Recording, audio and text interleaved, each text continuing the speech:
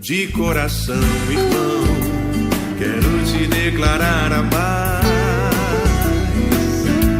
que vem de Jesus e vale muito, muito mais do que ouro ou outro metal, mais do que tudo, a paz de Cristo é especial. A graça e a paz, estamos começando mais um programa da Igreja Presbiteriana Central de Nova Friburgo e a partir desse momento você é o meu convidado para estarmos juntos aqui, refletindo um pouco, pensando, orando juntos, sendo edificados na Palavra de Deus e buscando no Senhor recursos para nós termos aí uma semana, um tempo abençoado na presença do nosso Deus. Que Deus abençoe você, que Deus abençoe a sua casa, que Deus abençoe a sua família, que Deus te dê a cada dia aí, querido, recurso para você edificar uma vida centralizada na pessoa do nosso Deus, e que você possa ser um contribuinte para que esse mundo aí seja melhor. Eu acredito muito que a palavra de Deus, ela dá tônus à nossa sociedade. Eu acredito muito que a palavra de Deus, ela é, na verdade, o maior investimento que nós podemos fazer para uma sociedade ordeira, para uma sociedade com moral, para uma sociedade com ética, para uma sociedade com princípios estabelecidos segundo a própria palavra. E se nós nos dispusermos a viver isso, se nós nos dispusermos a internalizar isso e lutarmos contra o pecado que jaz dentro de nós mesmos, tenho certeza que nós podemos fazer uma sociedade muito melhor, uma Nova Friburgo muito melhor. Então, como sempre eu começo esse programa orando por você, orando pela sua casa, orando pela nossa querida Nova Friburgo, a razão pela qual nós estamos aqui, para chegar até você. Já há 6 anos que o programa Graça e Paz tem tido a preocupação, o desejo, o sonho de estar aqui através desse canal, levando até você uma palavra de esperança, de motivação e de vida. Então, você que está me assistindo agora, você que ligou a sua TV agora, eu quero convidar você a orar comigo. Eu quero orar por você. Eu não sei se você está vivendo um momento difícil na sua vida, eu não sei se você luta com enfermidades, eu não sei se você luta com desemprego, eu não sei se você luta com nenhum tipo de mazela social, mas eu creio, que Deus pode nos dar forças para enfrentarmos isso aí, para passarmos por esse vale, e para sempre aprendermos nele e com ele, nessa vida que ele nos deu para viver. Então, eu quero orar por você, eu quero potencializar, empoderar você agora com a palavra do nosso Deus, em uma palavra de oração. Amém? Então, compartilha comigo nesse momento, se você puder, fecha seus olhos e ora comigo. Deus, a minha oração agora, Senhor, é para que esse amigo, essa amiga, essa família que talvez esteja me assistindo agora, não sei quando, não sei onde, mas que a graça de Jesus chegue na vida dele. Ó Deus, estamos aqui para compartilhar a Tua graça, a Tua paz. Ó Deus, trazendo aos corações alegria, trazendo, ó Deus, aos corações contentamento, trazendo aos corações, Senhor, uma certeza de que o Senhor em tudo tem um propósito, de que todas as coisas cooperam para o bem daqueles que amam a Deus, daqueles que são chamados segundo o Teu propósito, Senhor. Ó Deus, que a Tua voz possa realmente nos chamar nesse dia, que a Tua voz possa confirmar hoje que o Senhor tem nos chamado, que o Senhor tem planos maravilhosos para as nossas vidas. Eu creio, Senhor, que o Senhor tem uma bênção para cada um que está me assistindo agora. Ó Deus, conforta, encoraja, motiva. Ó Deus, aquele que está prostrado, que se levante. Aquele que está enfermo, que seja curado, Senhor. Aquele que está desanimado, que seja revigorado em espírito, Senhor, em força, em ânimo, Senhor. Aquele, ó Deus, que se encontra desiludido, ó Deus, que ele possa reencontrar um caminho. Ó Deus, aqueles que se encontram hoje, Senhor, em crises, sejam elas financeiras, conjugais, que o Senhor, ó Deus, faça brilhar a sua luz, que o Senhor mostre um caminho, Senhor, para que possamos sair desses vales, ó Deus, e encontrar novamente a alegria e a paz, da maneira que o Senhor nos permitir fazer assim. Então, Pai, nós colocamos as nossas vidas, colocamos, ó Deus, a nossa querida Nova Friburgo, com todo o seu governo, com todo o seu poder legislativo, executivo, judiciário, representado nessa cidade. Colocamos nas tuas mãos, Senhor, para que o Senhor nos dê bom êxito, para que o Senhor nos dê, ó Deus, uma boa condução. Ó Deus, que o Senhor possa proteger a nossa cidade, livra-nos, ó Deus, dos perigos, livra-nos, ó Deus, da violência, Senhor, que o Senhor possa colocar a sua mão sobre as nossas vidas e nos abençoar. Essa é a nossa oração, em nome de Jesus, amém. Que Deus te abençoe.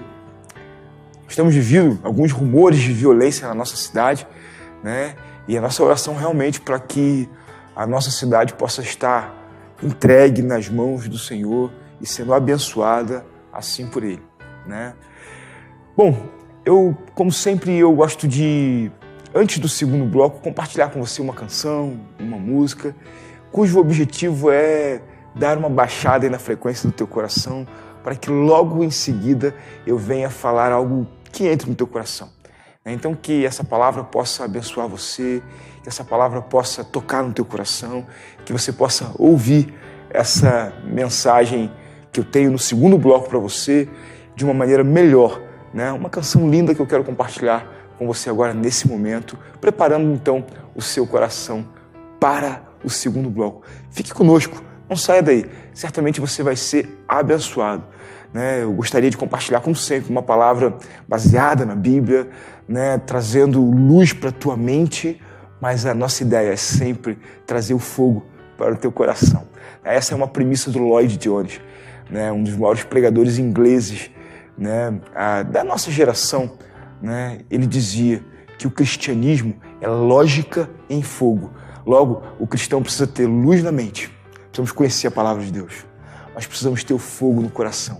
Eu creio nisso, a Igreja Presbiteriana tem buscado essa direção para a sua vida, nós temos crido absolutamente nisso, que nós precisamos entender e compreender a palavra de Deus, mas também experimentar o Deus da palavra, que se revela na palavra, né? E aí eu gosto muito dessa premissa do Lloyd Jones, luz na mente e fogo no coração. Ouça essa canção e seja abençoado.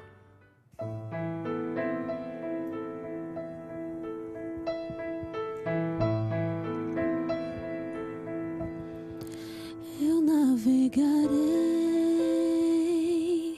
no oceano do Espírito e ali adorarei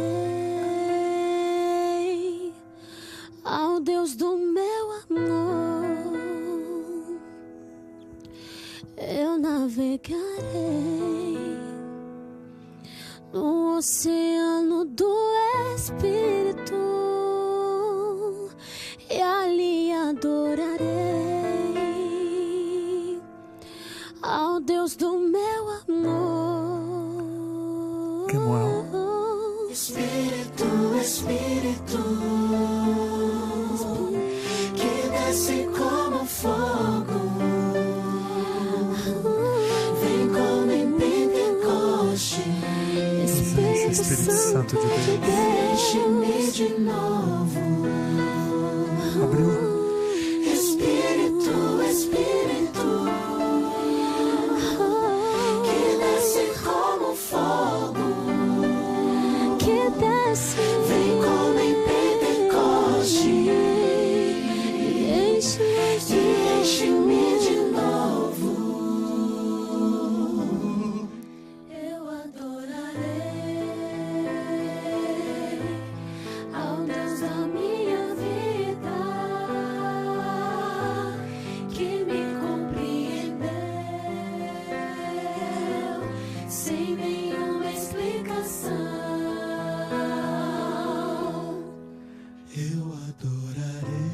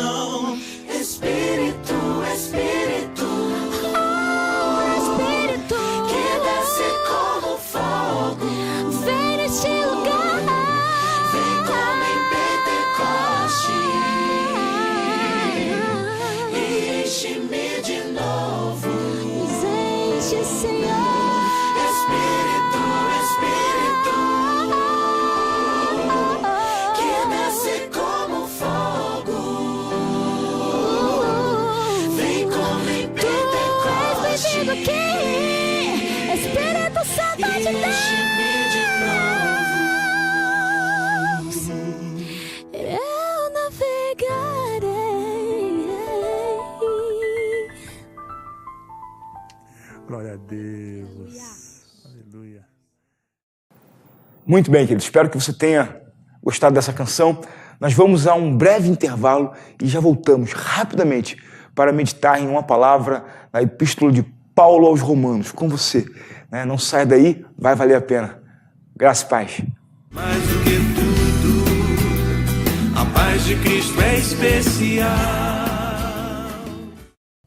Nogueira Plantas, a sua melhor escolha na ambientação de jardins e interiores. O que você procura para dar aquele toque especial nos mais diversos ambientes ou simplesmente presentear quem ama. Ligue ou venha nos visitar.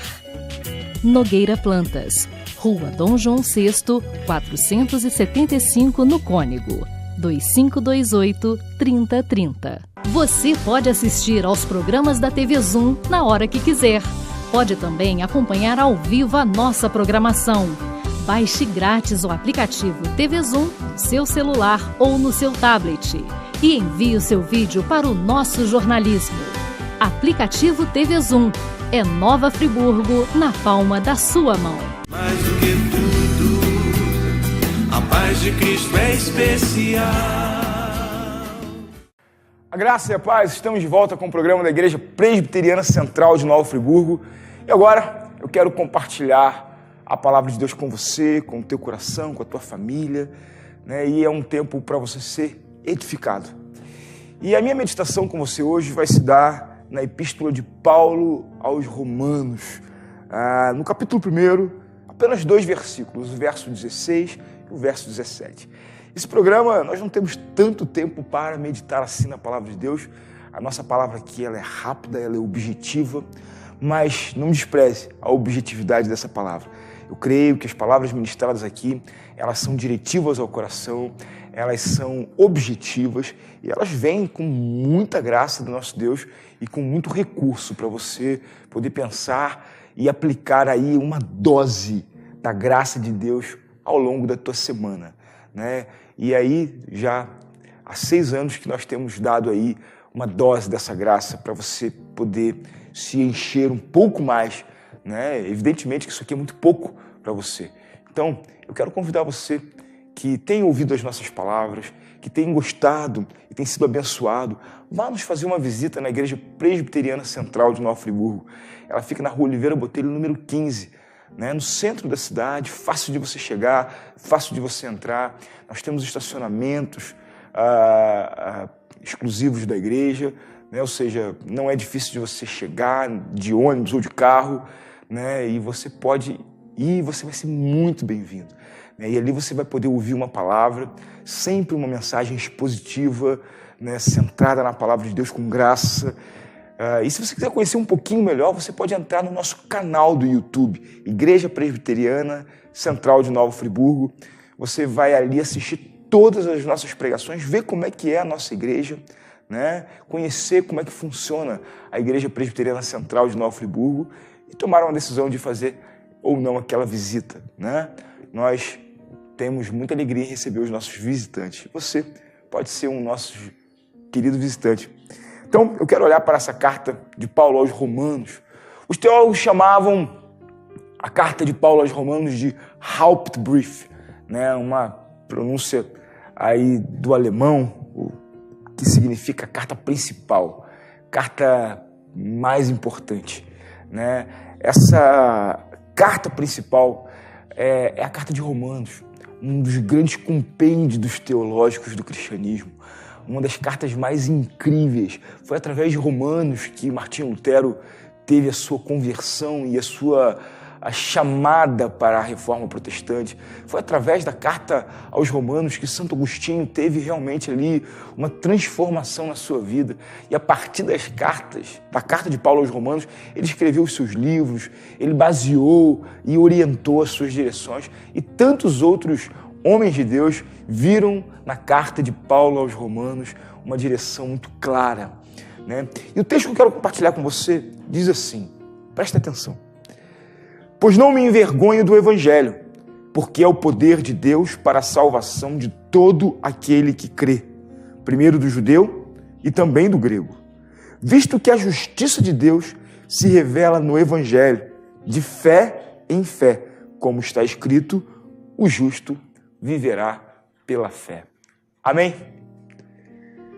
Querido, uma coisa muito importante para você compreender e alcançar através desse texto é como ele desconfigura alguns preconceitos e alguns mal entendimentos que se tem do Evangelho, né? Paulo está vivendo em uma cidade em Roma, ele está escrevendo, na verdade, ele não estava em Roma quando escreve essa carta, mas ele escreve para uma igreja que estava vivendo em uma cidade onde a cultura influenciava profundamente a fé, né? Talvez um cenário muito semelhante ao nosso. Nós temos hoje um cenário social onde a cultura secular influencia profundamente os ditames da fé. Nós temos aí muitas igrejas, né, que são influenciadas pela cultura, né? Eu penso sim que o Evangelho ele deve transitar no meio da cultura. Eu acredito que o Evangelho deva estar inserido na cultura, mas como uma ferramenta contracultural. O Evangelho ele não tem que ser apenas contracultural, mas ele não pode perder a sua característica contracultural, porque senão ele vai ser engolido pela cultura, né? Eu penso que ele é absolutamente adequado a qualquer cultura. O Evangelho ele é absolutamente acultural. Ele foi inicialmente pregado em Jerusalém, em um contexto oriental, em um contexto hermético, essencialmente religioso, um povo que não miscigenava, um povo que tinha grandes dificuldades para ter trocas culturais, câmbios culturais, não havia isso muito em Israel. Depois do Império Romano, eles foram obrigados a fazer, então, esse intercâmbio cultural, mas não era um povo dado a isso, mesmo dentro desse intercâmbio imposto por Roma, eles têm que lutar contra isso, porque não era a intenção deles, eles não queriam sair, né, do Evangelho, mas você vai perceber que a própria palavra de Paulo, ela mostra essa multiculturalidade do Evangelho, essa adequação acultural do Evangelho.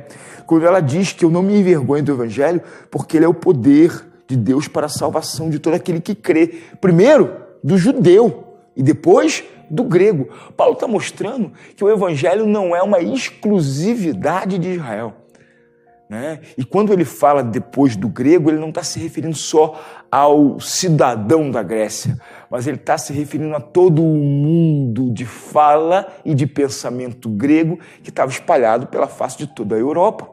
Embora Roma já fosse a mandatária governamental, né, ela não conseguiu sucumbir à cultura nem à língua grega espalhada por boa parte da África, do Oriente Médio e da Europa, né? Ou seja, o Evangelho ele é realmente, sim, inicialmente para o judeu. O primeiro que pôde crer foi o judeu, mas ele também vem para o grego. Eu acredito que o Evangelho ele acessa qualquer tipo de cultura. Porque se ele fosse exclusivo a uma cultura, ele já teria desaparecido da face da terra há muito tempo. Entretanto, o Evangelho ele permeou não só Israel, não só o mundo grego, mas hoje ele permeia todo o mundo ocidental, né? Todas as culturas. Nós temos uma América do Sul toda evangelizada, uma América do Norte toda evangelizada, nós temos uma Europa toda cristianizada, né? E eu não estou aqui trabalhando o mérito e nem a qualidade do cristianismo desses lugares, mas eu estou dizendo que ele entrou e ele cresceu. Nós temos a parte da Ásia, né? E o Oriente Médio hoje sendo invadido pela cultura cristã. Então o cristianismo está aí. Agora, o que Paulo centraliza aqui é de fato o Evangelho. Eu não me envergonho do Evangelho. Sabe, trazendo uma palavra de Mahatma Gandhi para os nossos dias, do momento que ele vivia, quando o seu país, a Índia, era invadido pelos ingleses, né, e ultrajado, explorado, né, os indianos eram praticamente feitos de escravos dentro da própria Índia, né? Algo muito parecido com o que Roma fazia com os seus povos escravos, mas isso no século XIX, século XX. né? Já não cabia mais esse tipo de procedimento. E esses ingleses entravam barbarizando a terra indiana, mas levando à sua frente o Evangelho. Levando à frente o seu Cristo. Fazendo todas essas barbaridades como cristãos. Matavam, exploravam e domingo iam felizes para os seus cultos. Que evangelho é esse? Isso levou Mahatma Gandhi a um homem inteligente, embora indiano e apaixonado por sua cultura, mas formado na cultura ocidental, um advogado que estudou em Londres, teve acesso à cultura. Ele olha para aquela cultura toda e diz assim: creio no vosso Cristo, mas não creio no vosso cristianismo. Havia um sistema e uma sistemática. O sistema do cristianismo, eu creio. Eu só não creio na sistemática. Creio na essência, que é o Cristo, mas não creio no que vocês fazem. Hoje, quando eu olho, queridos, para algumas nuances do cristianismo, eu tenho vergonha. Quando eu olho a bancada dos evangélicos no Senado, evidentemente com as suas exceções, eu tenho vergonha. Quando eu vejo alguns discursos dentro da religião cristã, eu tenho vergonha. Mas faço minhas as palavras do apóstolo Paulo: eu não me envergonho do evangelho. Eu me envergonho de muitas pessoas que se dizem evangélicas, que têm uma teoria, mas uma prática absolutamente divorciada. Seja por ignorância, seja por má fé, seja por desconhecer a própria palavra de Deus. Mas se ergue um evangelho nos nossos dias aí hoje completamente diferente do que está na Bíblia. E isso já acontecia em Roma. Pessoas que criam em Cristo, que viviam, talvez por nome de Cristo, mas que viviam em profunda promiscuidade. Eram os romanos que diziam: ao romano tudo é lícito. E a igreja estava dizendo também: não, por que eu não posso? Ao romano tudo é lícito. Paulo vai dizer isso em outra carta. Todas as coisas te são lícitas, mas nem todas as coisas te convêm. A igreja de Corinto era uma igreja de cultura romana, greco-romana. Vivia absurdos dentro da sua economia interna, dentro da sua vida interna da igreja. Absurdos. E isso parece que se prolifera e se revela permanente na vida do cristianismo. Nós temos hoje um cristianismo comercializado, desprovido de essência. Quando em outras situações nós temos um cristianismo acharcado por uma moda. Parece que o cristianismo virou uma tendência modal. Ele deixou de ser essencial. Ele deixou de ser centrado na palavra. E ele passou a ser centrado em alguns estilos. Tanto de um lado quanto de outro. Parece que é a roupa que você coloca. Parece que é o jeito que você fala. Parece que é os guetos que se formam em torno do evangelho. Isso é estranho. Eu não me envergonho do evangelho. Porque eu sei que ele é poder de Deus para a nossa salvação. E Paulo, no verso 17, ele diz: a justiça de Deus, ela não se revela em outro lugar, senão no evangelho. A justiça ela é revelada no evangelho. A justiça de Deus. Contudo, a justiça de Deus, a centralidade da justiça de Deus, ela tem sido trocada dentro da própria igreja pela justiça do homem. Nós perdemos o foco da justiça de Deus. Procuramos a vingança, procuramos a nossa revanche, procuramos a justiça com a nossa própria mão, procuramos o nosso senso de justiça antropocêntrico, ou seja, centralizado no homem. E muitas vezes isso transborda dos nossos próprios púlpitos cristãos. Que trabalhamos errado o perdão, trabalhamos errado a graça, trabalhamos errado a misericórdia. Vemos aí uma igreja partidária se levantando, uma igreja sectarista, tão distante do que é a justiça de Deus. não executamos, não permitimos que a justiça de Deus entre na nossa vida. E aí me perdoa, querido, às vezes nós vemos aí os próprios cristãos se degladiando. Ouço muito falar, me perdoe, às vezes da igreja presbiteriana, que dizem que a igreja presbiteriana não tem muito do Espírito Santo de Deus, e aí ela diz que o outro também não tem do Espírito Santo de Deus. Mas tem uma coisa interessante, Jesus disse que o Espírito vem para convencer o homem da justiça, do juízo. Né? Essa justiça que o Espírito Santo vem para convencer o homem, ela convence o homem do pecado, da justiça, do juízo, mas esse juízo especificamente é o juízo de Deus. A justiça é a justiça de Deus. E aí nós queremos falar sobre a justiça do homem, nós queremos enfatizar, focar na justiça do homem e nos acharmos essencialmente espirituais, mas o Espírito não vem para te convencer da justiça do homem, querido. Muitas vezes a justiça de Deus te leva obrigatoriamente a colocar as suas questões diante de Deus e calar a sua boca, esperar no Senhor, mas não.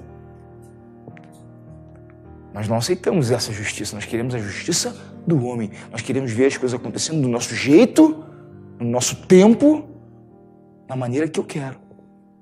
Isso não é a justiça de Deus.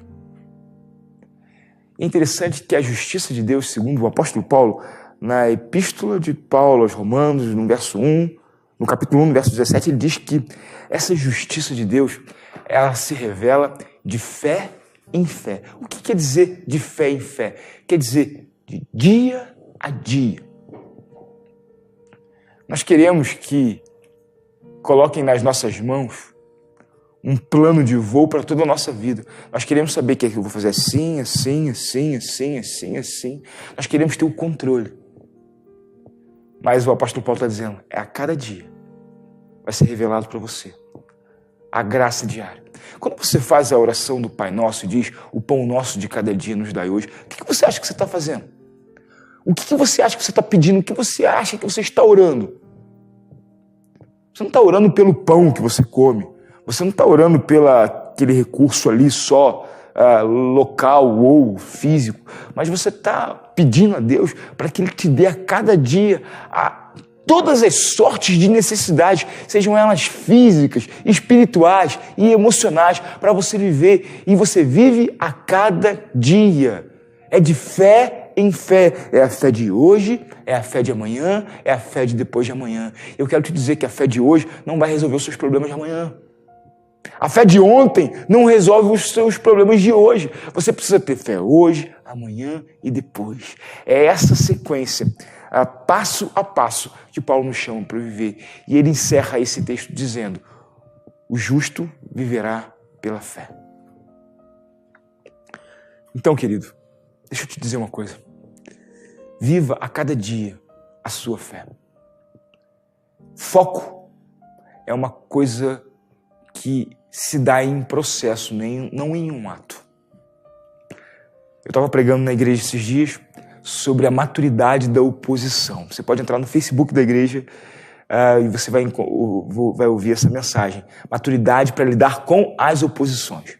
É uma mensagem muito interessante para você. Se você vive aí oposições onde você está, se você sofre oposições, essa mensagem ela pode te ajudar a lidar com as oposições, baseada em Neemias. E nesse texto do capítulo 6 de Neemias, a oposição dele ela era paciente e insistente. Não adianta você ter foco em um momento. Foco é uma coisa que se dá em processo, e às vezes é longo esse processo. No capítulo 6, a partir do verso 5 lá em Neemias, você vai ver que os seus opositores todas as vezes convidavam, vem aqui, vem aqui, vem aqui, e sempre Neemias dava a mesma resposta, não posso, estou trabalhando, estou edificando uma grande obra, estou construindo um grande muro, eu não posso perder tempo com vocês. Toda hora chegava uma carta. Foco não é uma coisa que você tem na primeira e na segunda carta, mas é uma coisa que você precisa manter até a sua oposição dizer, ele não vai sair daí. É ter paciência. É aprender a andar a segunda, a terceira e a quarta milha, para você chegar aonde você tem que chegar. Dia após dia. Não me envergonhe do Evangelho. ainda que eu possa me envergonhar dos evangélicos, dos cristãos, e quantas vezes de mim mesmo, porque eu sou imperfeito, porque eu sou falho. A Deus, segundo Daniel, toda honra e toda glória, mas a nós, o corar de vergonha, porque falhamos. Mas o Evangelho, ele é a direção, é onde a justiça de Deus é revelada. Então, se eu cair na execução do procedimento segundo a palavra de Deus, segundo o Evangelho, levanta, querido, e continua caminhando. E vamos tentar não envergonhar esse Evangelho, e nem nos envergonhar dele. A sua crise, as suas decepções, você precisa gerar maturidade. Então, se você hoje, que está me ouvindo, está afastado da igreja, do Evangelho, por causa de decepções, por causa de problemas que você teve, não se envergonhe do Evangelho, porque ele é poder de Deus para a tua salvação. Procure o Evangelho. Não necessariamente os Evangelhos, mas o Evangelho. Eu creio que as igrejas possuem o Evangelho. Eu creio que você pode encontrar na igreja ainda assim o Evangelho. O Evangelho, ele é perfeito, mas nós somos imperfeitos. Creia nisso. Espere nisso. Busque a presença de Deus. Se você não conhece o Evangelho, procure a conhecer. Se você está afastado dele, reencontre o Evangelho. Eu tenho certeza que Deus vai te dar um tempo maravilhoso. Você vai viver de fé em fé. E você vai poder ser aquele justo que vive pela fé. Querido, que Deus te abençoe. Tenha uma semana excelente. A graça e a paz de Jesus. De coração, irmão, quero te declarar a paz que vem de Jesus e vale muito, muito mais do que ouro ou outro metal, mais do que tudo, a paz de Cristo é especial.